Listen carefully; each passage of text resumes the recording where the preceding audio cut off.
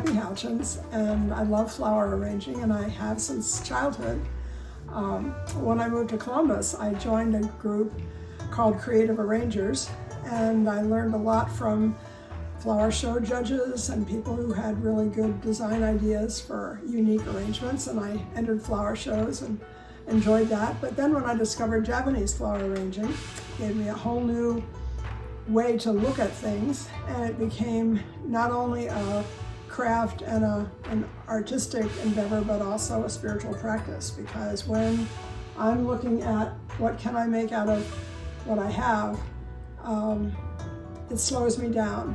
It gives me a little open space in my mind and soul where I'm just with whatever it is I have, and I have a conversation with the materials. So it's always a question of your space, your container, and then what's available. The three schools that I study that are Japanese, there's Ikebana, which is very rule-oriented, Ohara, which is the medium-age school. The Ikebana is the really old one. So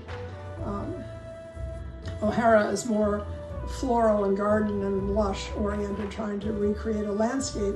But the one I love most is the modern school of Sugetsu, and their motto is anybody, any place, any materials, anytime, everybody can do flower arranging.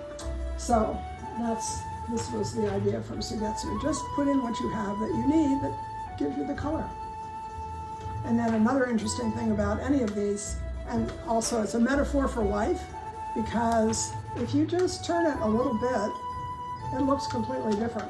So sometimes just a tiny little turn gives you a whole new idea of what you're looking at. And isn't that what life is?